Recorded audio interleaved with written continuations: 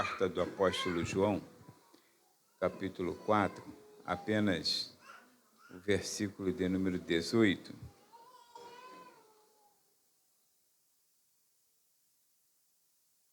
Capítulo 4, apenas o versículo 18, onde a palavra do Senhor diz assim: no amor não há temor, antes o perfeito amor lança fora o temor, porque o temor tem consigo a pena, e o que teme não é perfeito em amor. Amém? Pai, em nome de Jesus, obrigado, Senhor, por esta palavra que é lida aos nossos ouvidos e que sempre esperamos que o teu bondoso Espírito Santo a aplique aos corações. Pois somente tu conheces, ó Deus querido, cada um dos teus filhos que aqui estão nesta noite. Tu conheces cada coração, cada pensamento, ó Pai querido, e sabe o que nós necessitamos, ó Pai, ouvir de ti. Então fala o que precisamos e não o que queremos ouvir. Para tanto, ó Pai querido, que o teu bondoso Espírito Santo possa, ó Pai, coordenar as palavras nos lábios, ó Pai querido, pelo dom da palavra da sabedoria e do conhecimento, a fim de que sejamos edificados, exortados e consolados. Assim te peço agradecido e sempre confiante no nome de Jesus. Amém. Meus irmãos, se assentem. Nós temos lido um texto, embora eu não queira me prender, na verdade, a esse texto que o apóstolo João, ele começa a falar doutrinariamente sobre Deus, né, a essência de Deus, que é o amor, e sobre a necessidade que temos de amar a Deus e amar os irmãos, né, segundo o texto que nós acabamos de ler no seu contexto. Mas eu gostaria de fazer menção, irmãos, esse temor que ele diz aqui é medo, né? Medo. No amor não há medo. Antes o perfeito amor lança fora o medo, porque o medo tem consigo a pena, o castigo, né? Sofrimento. E o que tem medo não é perfeito em amor.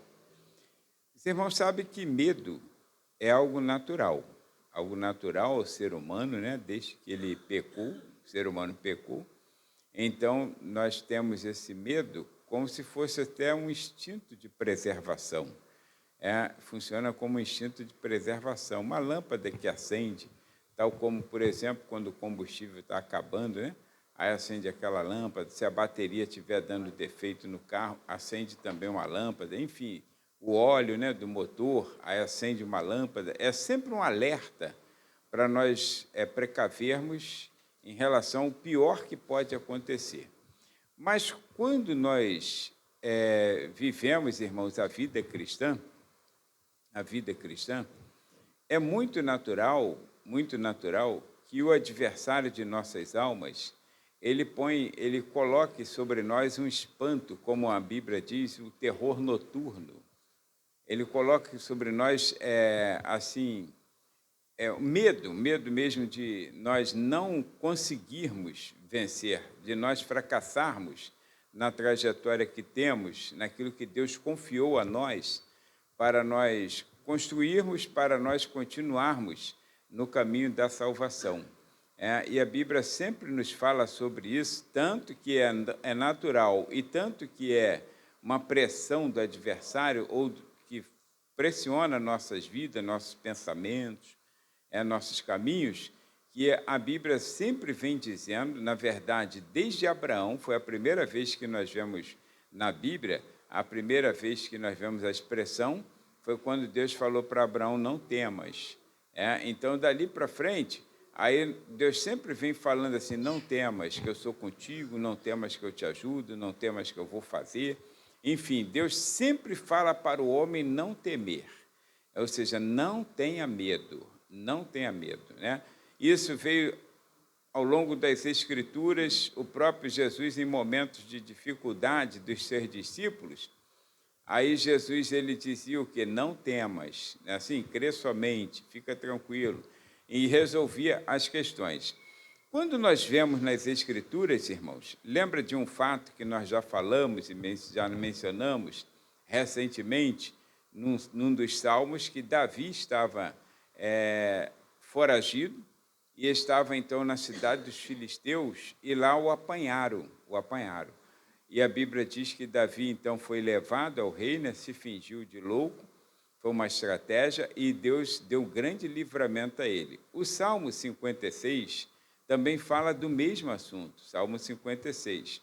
Só que no Salmo 56, diferente da história assim que é mais enfática, que fala que Davi estava na cidade dos filisteus, mas aí o Salmo 56, que é o que eu quero verificar com os irmãos, então ele diz que Davi, irmãos, ele diz assim, o Salmo, na verdade, o texto do Salmo diz que Davi escreveu esse Salmo quando os filisteus o prenderam em Gate. Os filisteus o prenderam em Gate, então Deus lhe deu esse Salmo, né, ao coração dele. E dentre as entrelinhas do que ele fala, ele acaba nos ensinando, irmãos, a base da confiança do amor divino, que lança fora todo o medo. A base da confiança ou seja, no amor divino, perdão, que lança fora todo o medo. Quando nós lemos ali, aí diz que no amor, ou seja, não há medo. E quando nós falamos sobre isso, nós estamos falando sobre o amor divino, que é a base, que vai lançar fora esse medo, como Davi aqui teve essa expressão. Por isso, razão que Deus sempre pressionou, vamos colocar uma expressão assim bem chula para nós, pressionou os homens a amarem ao Senhor. E Jesus, quando veio e reformulou, vamos dizer assim, né, deu uma luz maior sobre os mandamentos, aí então ele falou assim, olha, a lei se resume em 2 mandamentos, que é amar a Deus sobre todas as coisas e ao próximo como a ti mesmo. Então, quando nós aprendemos a amar a Deus, ou quando aprendermos a amar a Deus, o medo, irmãos, ele ficará literalmente apenas como um instinto de preservação. Ele não causará espanto em nós. Ele não causará esse medo, esse temor que as pessoas hoje têm chamado a síndrome do pânico. Inclusive, muitos cristãos estão entrando nessa listagem. Por quê? A gente pergunta, se a pessoa confia no Senhor, se a pessoa tem o Senhor, por que ele sofre dessa síndrome do pânico? Irmãos, o segredo para nós não sofrermos, não entrarmos por esse caminho, está em aprendermos a amar o Senhor. Amar você tem que aprender, você tem que praticar, é verbo, né? Amar é verbo, então eu amo, tu amas, ele ama. Nós precisamos, e verbo requer o quê? A ação. Eu ando, mas fico parado. Não. Tu andas, mas também fica parado. Eu corro, mas não corro. Não existe isso, né? Então, se eu corro, eu corro. Eu estou correndo e não andando. Se eu estou andando, eu não estou correndo. E quando eu digo eu amo, eu preciso agir. Eu preciso ter postura daquele quem ama realmente ao Senhor. Eu sei que é muito difícil, irmãos, porque o que acontece? Quando nós falamos assim, há amor à primeira vista, existe, às vezes, uma impressão que você tem de alguém,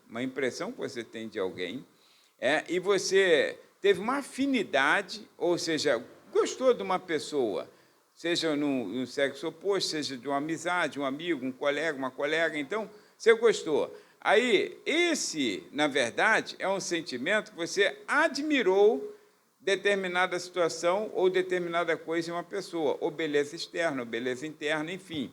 Mas, na verdade, amar uma pessoa, você precisa conviver com essa pessoa. Você precisa conviver com essa pessoa. Ou seja, na convivência, você verá defeitos e acertos, erros e acertos.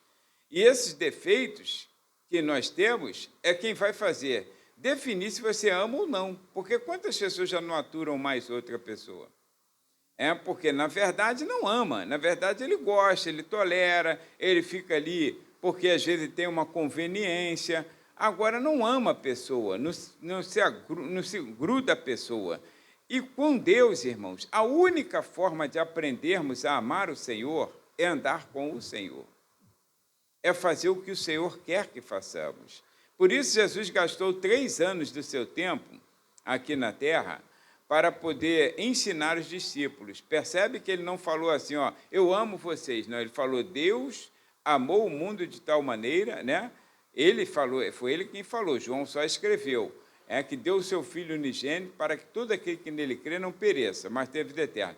No entanto, quando chega no final, no seu último sermão, praticamente, aí ele fala assim, os que tu me deste, eu amei até o fim. Aquele convívio fez com que Jesus, literalmente, aprendesse também a amar as pessoas. Aprendesse a amar, que Jesus, vamos colocar essa postura agora, na condição de humano que ele estava. Ele sofria tudo que nós sofremos. Percebe que ele sentia, de vez em quando, assim, um momento de ira, lembra? Quando ele ficou irado com a profanação do templo, então Jesus sentia tudo que nós sentimos. Ele cansava, ele tinha que dormir, ele tinha que comer. Então, aprender a amar aquela gente ruim era muito difícil, irmãos. Mas o convívio fez com que ele aprendesse a amá-los e também ensiná-los a amar. E assim também funciona para nós. Agora, a base, então, para nós, para você perder essa questão do medo, porque nós temos medo, irmãos. Às vezes a pessoa tem medo, ela diz que confia em Deus, mas tem medo de não dar certo alguma coisa. Meu Deus, se você confia em Deus, nós ouvimos aqui a palavra que o Fernando trouxe, deixou aqui, um texto bem propício, que ele falou o quê? Irmãos, existe tempo para todas as coisas, e Deus, ele tem controle sobre esse tempo. Os pensamentos dele são mais altos do que os nossos. A vontade dele também é diferente da nossa. Ele conhece o nosso coração, ele sabe que é melhor para nós. Mas quantas pessoas têm medo de que dê errado? Tem medo de tudo, irmãos. Se vai fazer uma cirurgia, tem medo de ficar na mesa. Meu Deus do céu! Por favor, irmãos. Você ama Deus, e quem ama Deus não tem medo. Na verdade, por quê? Porque você aprende a amar, porque a base que está escrita aqui, olha, pelo que Davi falou, pela sua experiência pessoal, não foi uma experiência. Talvez essa, vamos dizer assim, na vida dele, tenha sido a maior. Davi foi um homem que enfrentou batalhas, mas talvez essa tenha sido a maior, por quê? Porque ele estava tranquilão em território inimigo. Ele não estava armado. Davi não estava em guerra. Davi estava lá tranquilão, fugindo, mas estava lá, já tinha um medo na fuga. E ali ele aprendeu como Deus é bondoso, porque ele estava com medo, fugindo por causa de Saul. E também Absalão, que já estava numa situação já querendo lá um problema lá. Então, aí Davi vai para uma terra diferente, que é a terra dos inimigos, e lá ele viu, quando ele caiu num poço sem fundo, quem o ajudou? Não tinha ninguém para o ajudar. Não tinha um guerreiro ao seu lado. Então ele viu como a mão do Senhor foi lá e resgatou ele, ou seja, resgatou com mão forte. Aí então ele diz as bases, aqui, irmãos, a primeira está no verso de número 3 do Salmo, que é a confiança em Deus. É preciso confiar no Senhor. Por isso que ele também disse, entrega teu caminho ao Senhor, aí falou o quê? Confia nele, e o mais ele fará. Agora, entregar e não confiar, não funciona. Então, a confiança é base, irmãos, essa confiança é base no amor divino, para lançar fora todo o medo que temos. Todo o medo que temos. Então, confiar no Senhor. Muitos confiam em carros e cavaleiros, mas nós faremos menção do Senhor. Davi, esse mesmo, que estava aprendendo, é um aprendizado, mas muito jovem, talvez até no ímpeto. Mas ele falou o que para o gigante Golias? Tu vem a mim, né, com lança, com espada, etc. Mas eu vou a ti em nome do Senhor dos Exércitos. E ele sabia, tinha certeza, convicção, de que ele cortaria a cabeça daquele inimigo naquele dia. Irmãos, é confiar, é crer ou não crer, Você, eu creio, então creia. Você não pode ficar, eu creio hoje, amanhã não creio. Hoje eu estou firmado, amanhã eu estou fraco. Não, é manter a tua postura. Você confia em Deus? A Bíblia nos diz que Deus é amor. A Bíblia nos diz, irmãos, que se você passa pelo fogo, Ele está contigo. Que se você passar pelas águas, elas não te submergirão. Se você, irmão, passar em qualquer situação adversa, o Senhor estará contigo. Foi outro texto também que foi lido aqui, que a Ana leu, foi Naum, capítulo 1, versículo 7. A forma como Deus, Ele queria tratar com o povo dele, irmãos, que era uma questão de confiabilidade. O Senhor ia fazer grandes coisas. Então, observa, a confiança em Deus, como está no Salmo agora é o Salmo 56, o verso de número 3, a confiança em Deus, ele diz assim, no dia em que eu temer, ou seja, no dia em que eu tiver medo, porque pode acontecer, no dia em que eu tiver medo, hei de confiar em ti.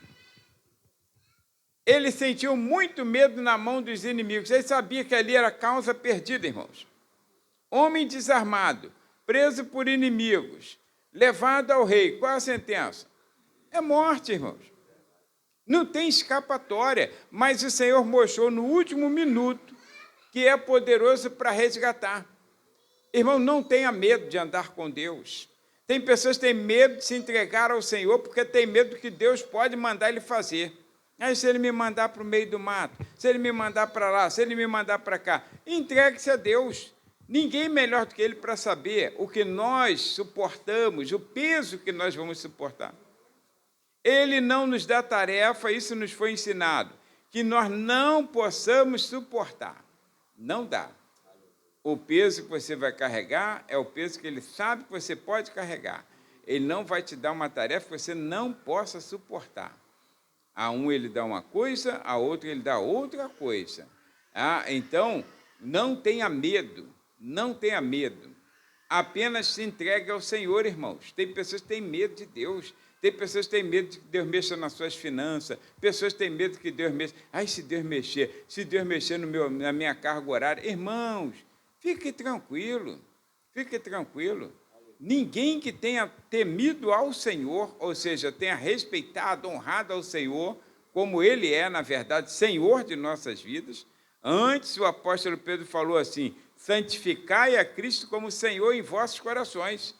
Ou seja, Ele mandar no teu coração. Coração é o centro dos desejos, né? Mandar nos seus desejos. Aí, quando eu santifico o Senhor no meu coração, eu não posso ter medo. E se ele fizer isso? Se ele mexer aqui, se ele mexer ali? Se ele mexer, ele repõe. Quando ele mexeu na finança de Jó, ele repôs ou não? Ele repõe, irmãos.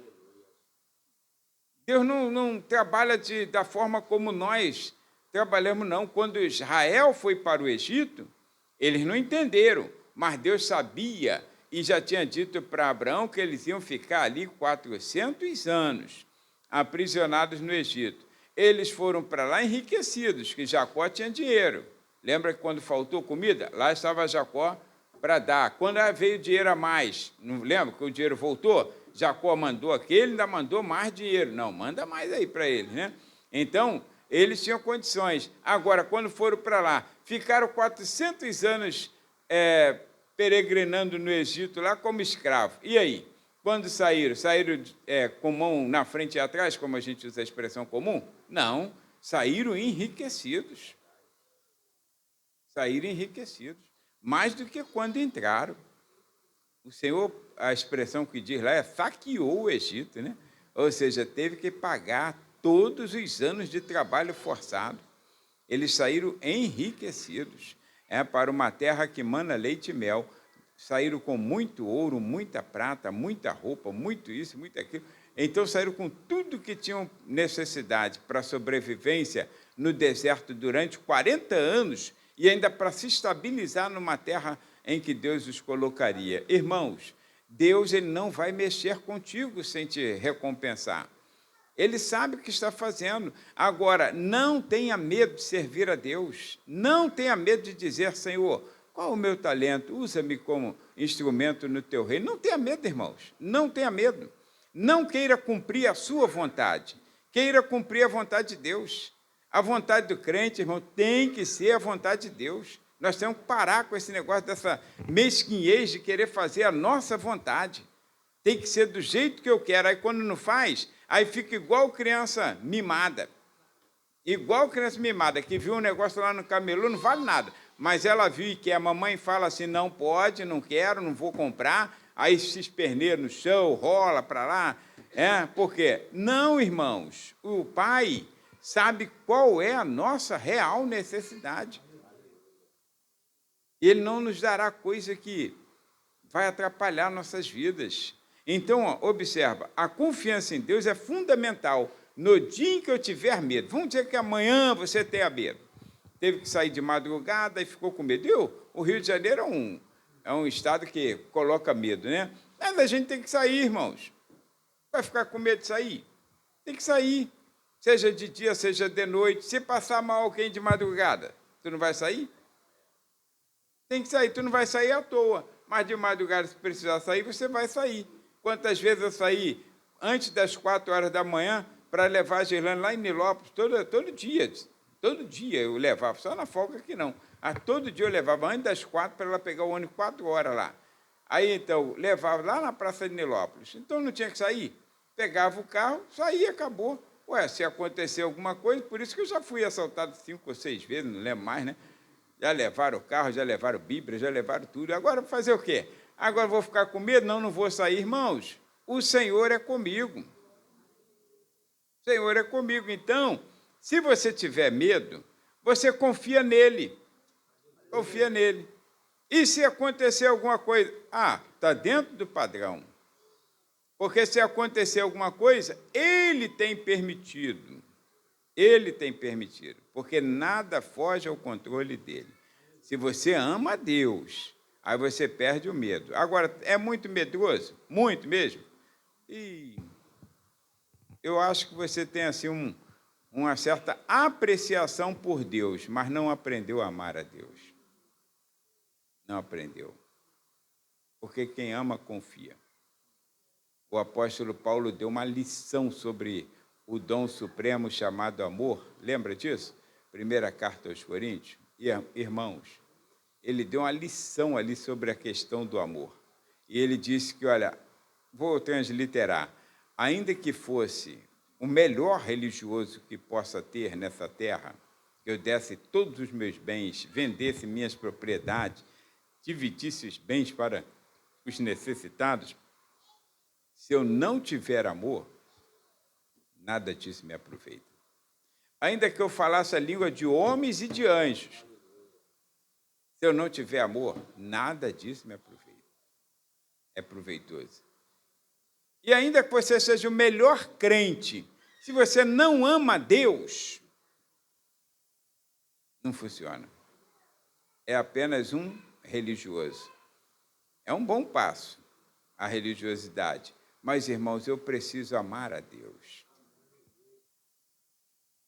Eu preciso amar a Deus. Você conhece gente muito religiosa que tem medo de morrer? Não tem? Muito religiosa, mas tem um medo de morrer que se pela. Se passar em frente ao cemitério, e é muito religiosa, porque a religião não pode te curar desse mal chamado medo. Agora, o amor a Deus, sim, porque o amor a Deus se baseia na confiança que você tem nele.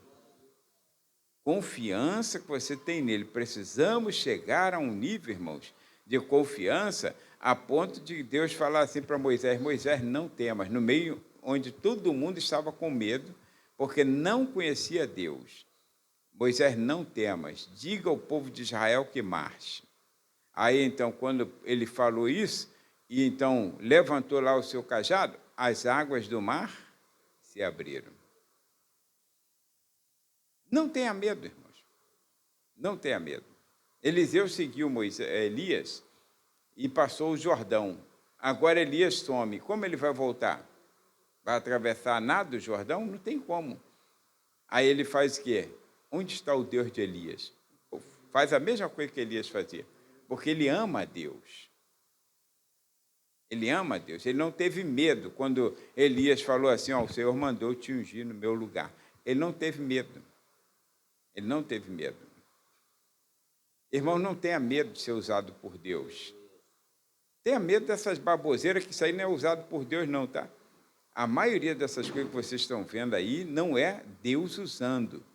Tenha discernimento, irmão, um mínimo de discernimento para saber que o Espírito Santo de Deus não faz posições de pessoas que estão como se estivessem possessas pelo inimigo.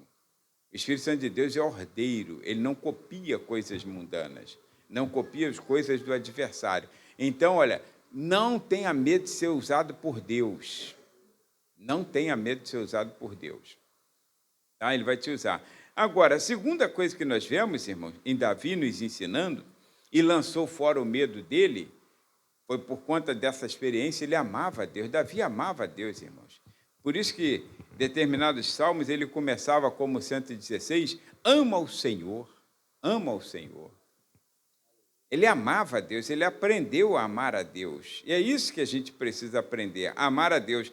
Aí é o verso 4 que ele começa trazendo para nós, irmãos, a palavra de Deus. O próprio Jesus falou, se vós estiverdes em mim e as minhas palavras estiverdes em vós. Ame a palavra de Deus, irmãos. Eu fico pasmo quando eu vejo pessoas que elas dizem amar a Deus e não amam a palavra de Deus. Não tem prazer na palavra. E outros dizem que amam a palavra de Deus, mas não lê a palavra. Como pode amar uma coisa que você não tem prazer? Como, irmãos? Quando você tem prazer, não tem pessoas que falam assim, ó, eu amo batata frita com Coca-Cola. Aí tu vê sempre a pessoa comendo batata frita com Coca-Cola.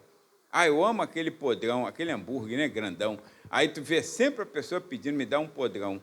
Ama, irmãos. Então quer. Aí eu amo a palavra de Deus. Ó, ama a palavra de Deus e essa palavra não está no coração. Como pode? Essa palavra precisa vir ao coração, irmãos. Também foi falado aqui sobre a palavra. A palavra de Deus precisa estar no coração de maneira que ela crie vida em nós. Crie vida em nós. Foi falado aqui, cantado, né? A tua palavra escondi, guardada no meu coração, para eu não pecar contra ti. Salmo 119, verso 11. A tua palavra escondi para eu não pecar contra ti. Aí, ó, Salmo 116 que eu falei, ó, ama o Senhor, ama o Senhor. Claro, ele dá uma razão, porque ele ouviu a minha voz e a minha súplica, mas ele aprendeu a amar. E quando você aprender a amar a Deus, Deus ouvirá a tua voz, irmãos.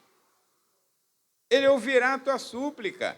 Irmãos, um dos textos mais interessantes que tem é Daniel, que não se contaminou porque ele amava a Deus. Não era pela religiosidade, não. É porque ele amava a Deus. Olha que ele perdeu a sua família, foi para o cativeiro aos 14 anos de idade, mas ele não deixou de amar Deus. E ele orava a Deus todo dia. E, sabe, guardava aquela palavra no coração para não pecar contra o Senhor. Aí, quando chega no capítulo 10, que ele está orando, é o 9 ou 10, aí o Senhor fala assim para ele, o anjo fala para ele, homem muito amado de Deus. Olha só. Desde o primeiro dia em que aplicaste a orar, o Senhor ouviu o teu clamor, ouviu a tua oração. Deus ouvirá a tua voz. Agora, se você não ama a Deus, você não ora, irmãos. Quem não ama, não conversa. Quem não ama, não ora. E olha, quem não ama, irmãos, também não vai ter prazer na palavra de Deus. Eu estou vendo muita gente afastada da palavra. Muita gente afastada. Irmãos, se ocupa com tantas coisas, menos com a palavra de Deus. E não estou dizendo de crentes comuns só, não. Até pastores, líderes que não leem mais a palavra, não têm mais a palavra, se envolve com tudo, menos com a palavra de Deus. Menos com a palavra. Aí diz assim, isso aqui, irmãos, é a boca de Deus falando, é o que tem de mais importante. Irmãos, ame a Deus. Se eu amar a Deus, eu vou aprender a amar a palavra de Deus. E se eu não amar a Deus, eu não vou amar essa palavra. De repente, vou até conhecê-la para poder discursar, mas não para viver. Então, olha, essa palavra, ele diz no versículo de número 4, volta lá, por favor, né? Salmo 56, versículo de número 4, aí ele diz assim, ó, em Deus louvarei o quê? A sua palavra. Em Deus louvarei a sua palavra. Irmãos, quem ama a Deus, louva esta palavra. Por isso que Jesus falou assim, conhecereis a verdade, e a verdade vos libertará. Por isso ele dizia assim, Satanás, está escrito. Aos fariseus e saduceus, ele diz engraçado. Eu estou transliterando, tá? Fazendo uma versão segundo Moisés. Então ele disse assim, ó, é engraçado, né? Vocês dizem, examinam as Escrituras, porque dizem que ter nelas a vida eterna. Mas elas testificam de mim. Quer dizer, como que eles não descobriram que Jesus estava dentro das Escrituras? Se eles examinavam as Escrituras? Porque eles não amavam a Deus. Eles examinavam as Escrituras para fazerem leis que pudessem colocar como jugo em cima das pessoas. Porque se eles amassem as Escrituras, eles iam ler as Escrituras e gravar as Escrituras no coração para eles não pecarem contra o Senhor. E aí seriam homens justos para com os outros. Agora eram homens cruéis, homens ímpios, gananciosos, amantes de si mesmos. Sabe por quê? Porque eles não amavam as Escrituras. As Escrituras eles conheciam para poder subjugar pessoas. Muitos hoje estão fazendo isso, irmãos. Conhecem as Escrituras para citar textos isolados e pressionar e aprisionar pessoas ao seu serviço, à sua vontade, a seu bel prazer. Irmãos, quem ama a palavra de Deus, quem ama a Deus, ama a palavra de Deus. E quem ama essa palavra, ele a esconde no coração primeiro, para não pecar contra o Senhor. Primeiro, essa palavra é pregada ao meu coração. Não é para o coração da igreja. Essa palavra não é para ser usada como espada, como espeto, para poder espetar irmão. Ah, eu estou endereçando essa palavra, irmão, sabe? Não, negativo. Sabe para quem é? Não, essa palavra é para mim, irmãos, é para mim. Eu tenho que amar a Deus sobre todas as coisas. E eu só vou conseguir aprender a amar pessoas, quando eu primeiro amar a Deus. Enquanto eu não tivesse bom relacionamento vertical, eu não terei um relacionamento horizontal do modo como a palavra de Deus exige. Então, olha, ele fala assim, ó, eu em Deus louvarei a sua palavra. Em Deus, aí novamente ele fala, pus a minha confiança e não terei medo. Ele está falando da situação que aconteceu com ele. Aí, o que me pode fazer a carne? Quem me pode fazer? Lembra que Paulo falou, irmãos, o que pode acontecer? É morrer, levar uma chicotada, morrer e tal, mas e daí? Nenhuma condenação há para os que estão em Cristo Jesus. Pode acontecer um sofrimento? Pode, irmãos. Pode acontecer. Às vezes a pessoa acha que não pode ter uma doença mortal. Claro que pode, irmãos. Esse mesmo Eliseu, o profeta que eu falei, um homem temente a Deus, um homem que fazia a vontade do Senhor. Quando você lê a história de Eliseu nas Escrituras, irmãos, ele seguiu os passos de Elias, que seguiu os passos de Deus. Ele recebeu literalmente a porção dobrada do Espírito do Senhor, não é do Elias não, que estava sobre Elias. Ele recebeu, ele fez proezas com Deus. Agora, você já leu nas Escrituras que Eliseu foi acometido de uma doença mortal e morreu dessa doença? Já leu isso? Ele morreu doente, irmão, morreu enfermo. O que a gente chama aí, de repente, um câncer maligno, né? Aí morreu de uma doença mortal. E por que Deus não curou? Se ele ressuscitou pessoas, se ele curou tantas pessoas? Porque os planos de Deus são diferentes dos nossos planos. Agora, você viu alguma vez Eliseu reclamando? Veio um leproso, Ciro, inimigo, e Eliseu deu a cura para ele. Falou, olha, faz isso que você será curado. Ficou totalmente curado. Ele mesmo depois teve enfermidade, morreu com aquela enfermidade. E ele não está nem aí, porque ele sabe que ele confia no Senhor. A palavra de Deus para ele era tudo. Se Deus falou, então está falado. Acabou. Agora, o que consultamos a palavra do Senhor, irmãos? Consultamos? Consultamos a palavra do Senhor? Às vezes não consultamos a palavra do Senhor, tomamos decisões, não queremos saber o que a palavra diz, e às vezes quando a palavra diz, alguém ainda fala assim, pô, o pastor deve estar sabendo do que aconteceu, deve estar sabendo aí, está jogando essa letra aí, ó. Está jogando essa letra que alguém já deve ter falado no ouvido dele. Já passei por várias experiências de pessoas assim, ao final do culto me chamaram a atenção, o pastor está sabendo de alguma coisa aí? Não, meu irmão. A gente prega a palavra.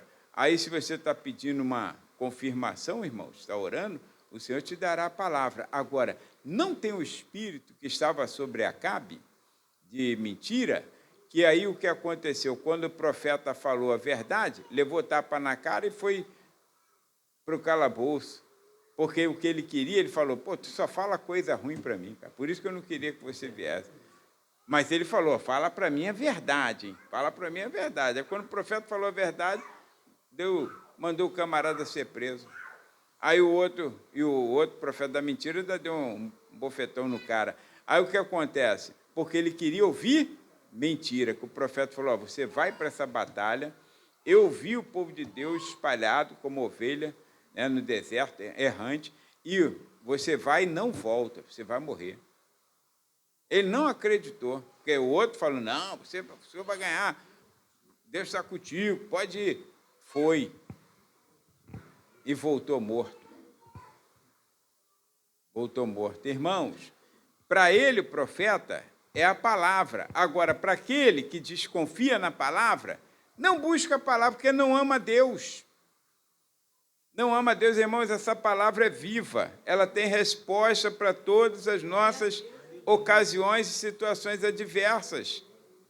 Agora, como ela vai responder se eu não quero prestar atenção na palavra? Se eu tenho um plano, que nós temos essa ideia, fazemos um plano e achamos que é o nosso plano que tem que ser. E quando sai alguma coisa fora, colocamos culpa em todo mundo, menos reconhecer que Deus tem controle de todas as situações. Se não deu para ser, não deu para ser. Vamos confiar em Deus, irmãos. Mas leia a palavra. Como eu vou confiar se eu não leio a palavra? O que Deus fala comigo? Você vai fazer o quê? Vai ficar esperando um profeta te encontrar na rua? Essa palavra fala contigo, irmãos. Esquece esse negócio de profeta. Por isso que tem um espírito de mentira usando a boca dessas pessoas. Esquece.